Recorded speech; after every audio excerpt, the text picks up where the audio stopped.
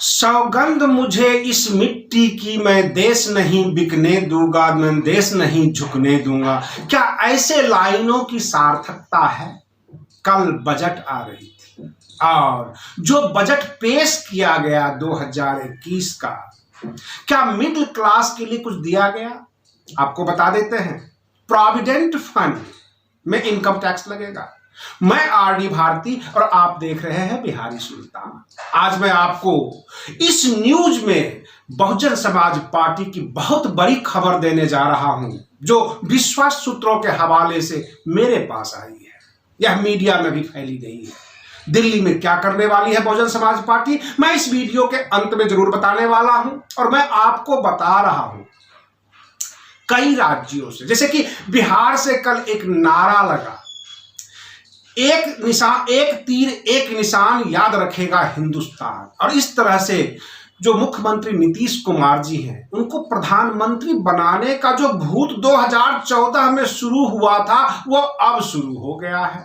अभी किस ओर इशारा कर रहा है ये हमें समझ में नहीं आ रहा है। और पश्चिम बंगाल में 14 फरवरी को एक बहुत बड़ी रैली, बहुत बड़ा प्रोग्राम हो रहा है बहुजन समाज पार्टी का। हमें भी इनवाइट किया गया, लेकिन हम दिल्ली में कवर कर रहे हैं और आज बहुत सारी बातें आपसे करना है।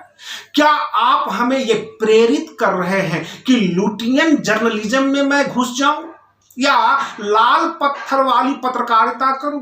यानी लाल किला के पास, इंडिया गेट के पास, पार्लियामेंट के पास की आपको फोटो दिखाते रहे और ये बताते रहे कि प्रधानमंत्री जी ने क्या कहा और ये हमारा जो सरकार है, हमारी सरकार क्या क्या कर रही है। आपको पता है, कल पूरा देश इस बात के लिए आशा लगाए हुए बैठी थी कि गरीब जनता को इस बजट में क्या मिलेगा। और जो गोदी मीडिया है ये बता रही थी कि हमारे देश की वित्त मंत्री निर्मला सीतारमण जी पीली साड़ी में आई है, बहुत अच्छा लग रहा है। उनके जो साड़ी के बॉर्डर हैं बिल्कुल मैच कर रहा है।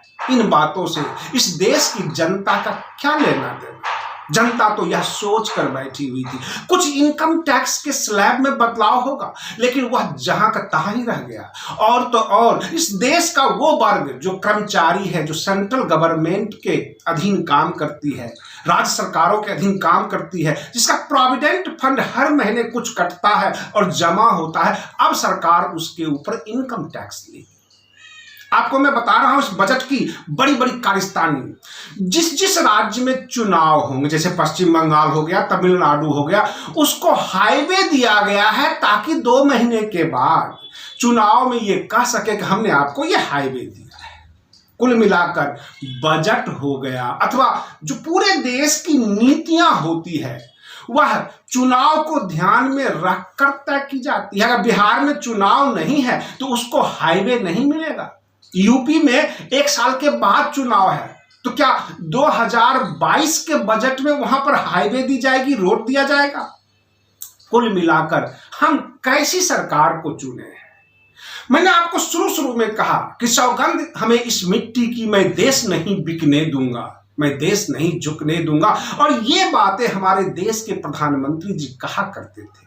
कल उन्होंने सारी चीजें लगा दी सेल के ऊपर और नाम दिया डिसइन्वेस्टमेंट। बहुत छोटा सा शब्द है, आपको मैं समझा देता हूं।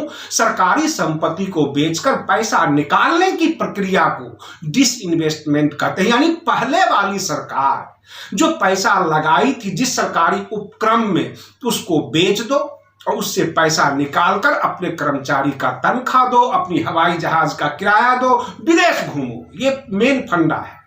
और रही बात ये, मैं आपको इसलिए कहा कि आप हमें भी लुटियन जर्नलिज्म का हिस्सा बना रहे हैं, जब मैं आपको किसानों की जो है लाइव फुटेज दिखाता हूं, किसानों को बोलते हुए, गरीबों को चीखते चिल्लाते हुए दिखाता हूं।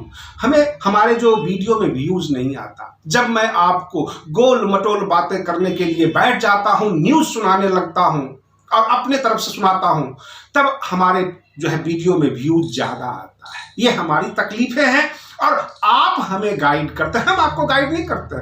आप जिस चीज को जितना ज्यादा देखते हैं, हम वैसा न्यूज बनाने की कोशिश करते हैं। अब हम आपको लेकर चलते हैं दिल्ली बसपा कार्यालय। यानी दिल्ली में जो बसपा की मीटिंग होती है बहुजन समाज पार्टी की, इस बार तय किया गया कि आगामी जो नगर निगम चुनाव है दिल्ली का, जो व्यक्ति सीट निकालेगा बहुजन समाज पार्टी में, उसी को स्थान दिया जाएगा, उसी को पद दिया जाएगा। और सारी जिला इकाई, विधानसभा इकाई भंग कर दी गई है। और भंग इसलिए कर दी गई कि लोग कागजों में अपना अपना नाम, पद और नाम के आगे बसपा लिख लेते हैं, वो कुछ नहीं करते, बस वो पदाधिकारी हैं।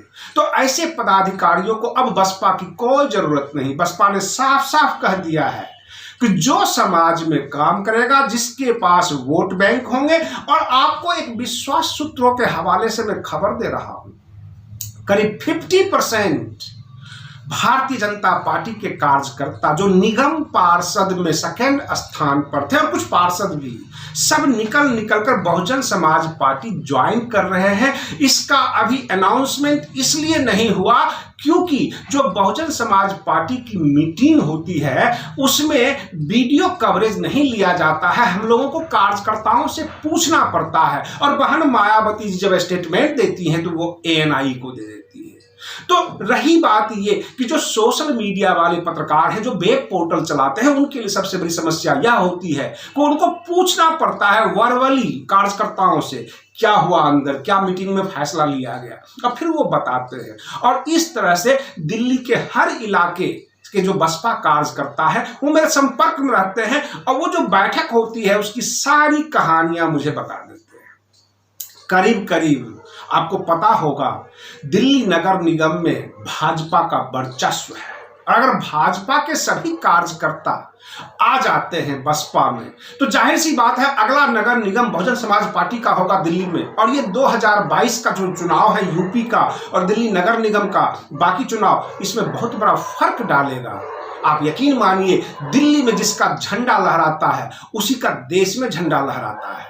बहुजन समाज पार्टी की मीटिंग हुई 2-3 दिन पहले, और वहां के जो कार्यकर्ता उस मीटिंग में बैठे हुए थे, जो भाग ले रहे थे, उन्होंने मुझे साफ साफ कहा कि जो मीटिंग में फैसला लिया गया, बहुजन समाज पार्टी के हाई कमान की तरफ से जो इशारा है, उसमें यह फैसला लिया गया है कि प्रखंड स्तर के पदाधिकारी हों, जिला स्तर के हों, अथवा किसी भी स्तर के हों, अगर उनके इलाके में बड़े बड़े होर्डिंग नहीं है, उनके घर पर बसपा का झंडा नहीं है, उनके पास कार्यालय नहीं है, तो उनको किसी भी पद पर नहीं रखा जाएगा। कहने का तात्पर्य है कि अगर दिल्ली में बहुजन समाज पार्टी काम कर रही है तो दिल्ली जो है नीला दिखना चाहिए। जिस इलाके में कार्यालय है, लोगों को पता पूछने की जरूरत नहीं होनी चाहिए। और राजनीति इसी तरह से चलती है, क्योंकि बहुजन समाज पार्टी के कार्यकर्ताओं ने ऐसे हालात बना दिए हैं कि खोजना पड़ता है, ढूंढना पड़ता है, एड्रेस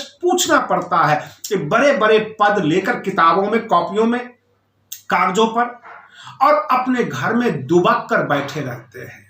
इस हालात से निकलने के लिए बहुजन समाज पार्टी ने सारी इकाइयां भंग कर दी, और फिर नए सिरे से तैयारी शुरू हो गई है ताकि नगर निगम का भी चुनाव खींचा जा सके। और उत्तर प्रदेश की 2022 का जो चुनाव है उसमें पूरी तरह सत्ता में आने की तैयारी है। उत्तर प्रदेश के 75 जिले में जो भी जिलाध्यक्ष होंगे और जो वहां के प्रखंड अध्यक्ष होंगे, अगर वह सक्रिय नहीं होंगे, उनका कार्यालय नहीं होगा और उनके इलाके में झंडा और होर्डिंग नहीं दिखेगा, तो उन्हें भी ऐसा ही किया जाने वाला है। यह बसपा ने निर्णय ले लिया है।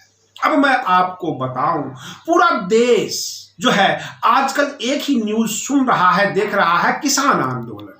तो मैं आपको बताने वाला हूं जो लेटेस्ट खबर आई है 6 फरवरी को, जो है 12 बजे से 3 बजे तक पूरा देश को जाम करने की तैयारी है। किसानों ने ठान लिया है। और जो बाल्यान खाप है पश्चिमी यूपी का, जिसके मुखिया है नरेश बाल्यान, यानी नरेश टिकैत, उन्होंने भी ऐलान कर दिया है। पूरे किसान जो है अड़ चुके हैं। उनका एक ही कहना है कि किसानों के अनाज को सरकारी खजाने का हिस्सा नहीं बनने दूंगा और सरकार से तीनों कृषि बिल वापस करवा कर रहूंगा। जब उनसे ये पूछा गया कि चारों तरफ तो इंटरनेट सेवा बंद कर दी जा रही है, आप लोगों का लाइव प्रसारण नहीं होता है, जो सोशल मीडिया के पत्रकार हैं उनको टारगेट किया जाता है, फिर आप कैसे करेंगे? तो उन्होंने साफ साफ कहा कि जब महेंद्र सिंह टिकैत वोट क्लब पर चढ़ गए थे, जब इमरजेंसी के हालात थे, जेपी आंदोलन आपने सुना होगा, उस वक्त कौन सी इंटरनेट सेवा थी, कौन सी मोबाइल सेवा थी? किसानों ने ठान लिया है कि केंद्र सरकार से ये तीनों कृषि बिल वापस करवाएंगे और एमएसपी की गारंटी लेने के बाद घर जाएंगे।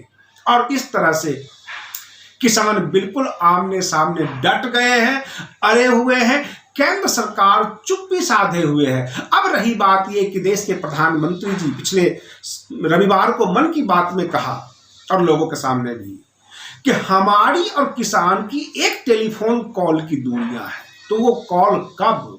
जबकि राकेश टिकैत ये कह रहे हैं कि हम सरकार से बातचीत करने के लिए तैयार हैं, सरकार जब कहे तब बैठ जाएंगे, लेकिन अब तीनों कृषि बिल तो वापसी होगी ही। सरकार की जितनी ताकत दिखानी थी दिखा दिए। उन्होंने तो यह भी कहा कि पकड़ना उन्हें दीप को था, पकड़ लिए मनदीप।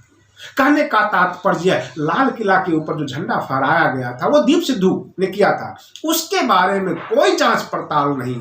और मनदीप को पकड़ लिए क्योंकि वो कवर कर रहा है, वो ये बता रहा है कि पत्थरबाजी करने वाले कौन है। और इस तरह से जो है सरकार ने कहीं न कहीं से कुछ न कुछ गलतियां की है, जगह जगह गलतियां कर रहे हैं। पहले तो इन्होंने पुलिस का जमावड़ा इकट्ठा कर दिया जो इनको पीछे हटना पड़ गया और किसान जो है आक्रोशित हो गए। पानी बंद कर दिया तो किसान गांव से पानी लेकर आ गए। अब चारों तरफ से किसानों को समर्थन मिल रहा है, डॉक्टरों ने समर्थन दे दिया, वकीलों ने वहां पर समर्थन दे दिया और पहुंच गए, हुजूम लग गया। अब यह आम आंदोलन का रूप पकड़ता जा रहा है। किसान आंदोलन पहले था, अब धीरे धीरे आम जनता आक्रोशित हो रही है, किसानों के समर्थन में आ रही है और इस तरह से एक बहुत बड़ा आंदोलन का रूप ले रहा है। मैं आपको बिल्कुल लाइव दिखा सकता हूं, परंतु मैं इसलिए नहीं दिखा पा रहा हूं कि जब जब मैं किसानों को बोलते हुए चीखते हुए दिखाता हूं तो आप हमें देखते नहीं हैं और उस वीडियो पे व्यूज नहीं आता। ये हमारी मजबूरी है। अगर आप हमें लाइक करते हैं, इस वीडियो को शेयर करते हैं, कमेंट्स करते हैं, हमारा मनोबल बढ़ेगा, हम आपको बेहतर से बेहतर वीडियो देने की कोशिश करेंगे। आप बने रहिए बिहारी सुल्तान चैनल पर। तब तक के लिए धन्यवाद।